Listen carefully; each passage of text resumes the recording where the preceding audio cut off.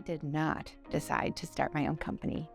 There were several other people that decided that I should start my own company, and I decided to listen to them. I had been working in a diversity-focused company for decades, and I had gone to a conference that was a diversity conference that I hadn't been to in about 10 years. What I found was that the topics that were being covered were identical to the topics that had been covered 10 years before. There was literally nothing new to be learned in that space in 10 years. And it really got me to start thinking about the fact that we hadn't made a whole lot of progress in terms of advancing women and people of color, specifically into leadership roles in organizations, since I'd started doing this work in the late 1980s. And it occurred to me that maybe the approach we were taking wasn't the best approach. Everybody's diverse. Diversity exists in any two people. Every single human being on the planet is different from the next human being. Inclusion is a series of behaviors. I really truly believe that that was the way we should be approaching this work. So when we created Inclusity, our idea initially was we took the first 5 letters of the word inclusion, which is the INCLU, and then we took the last 4 words of the word diversity, and it's Inclusity. Lead with inclusion, and diversity will follow. It just doesn't work the other way around. Actually, if you lead with diversity and then try to get inclusion, you'll just have a diversion. Inclusion is an act. Diversity is a fact. What you need to do is to convince people to behave in a way that is inclusive and that values all that diversity. Behavior matters. My master's degree is in counseling psychology. I'm a behaviorist. What I believe to be true is that you can change people's belief system by teaching them to behave into a belief. So in other words, if I ask someone to change their belief, it's going to be really difficult to do that. And folks may or may not choose to do that. It is their choice. I believe people get to believe and think whatever they want to believe and think. But if I can get people to behave in a certain way, then that behavior is going to change their relationships, especially related to diversity.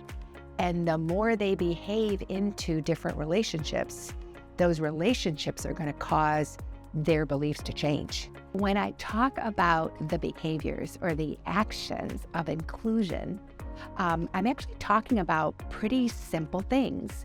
The first thing I would say is that being curious, behaving in a curious way, is kind of the fundamental behavior of folks that are inclusive.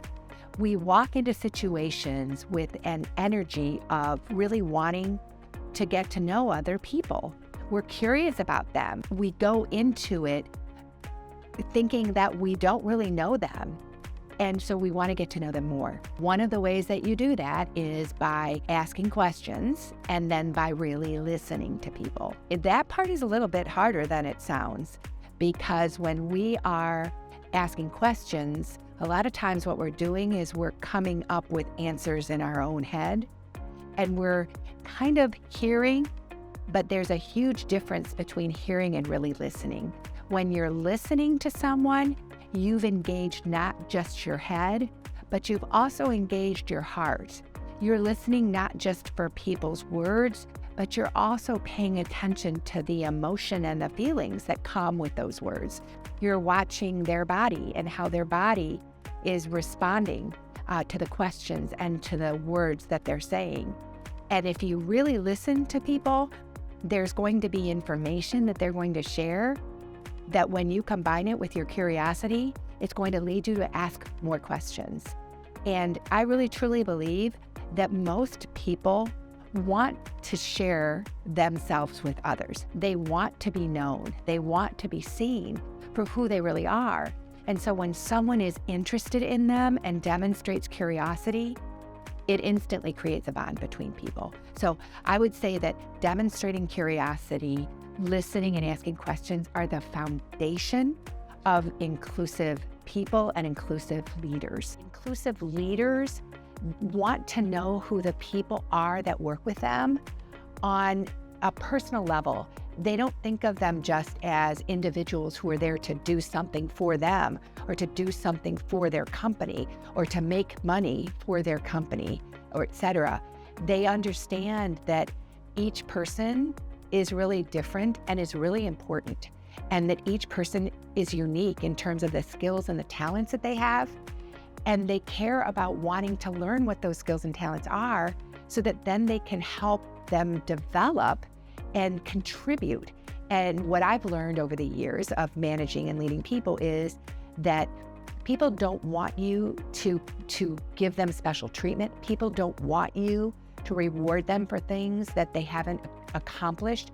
What they really want you to do is to give them an opportunity to really make a difference, and then to support them, to help them learn and grow, to help them achieve to their full potential, so that they can then in turn develop their self-esteem. And what happens as that process kind of comes together is that they develop and grow their loyalty and commitment to the organization, to the leader. And then in turn, the leader grows in terms of their respect and admiration and commitment and loyalty to that individual. So being a leader is not about telling people what to do. Being an inclusive leader is, it's not about, in my opinion, managing as much as it is about trying to figure out together with others what it is that makes them able to contribute to their greatest potential, and then enabling that. I mean, sometimes for me, it means getting out of the way. Sometimes it means just trusting people and providing them the resources that they need, and then just getting out of their way and letting them go. Some of the best things that have happened at Inclusity, I didn't necessarily agree with before they happened. And where I ended up was to say, you know what?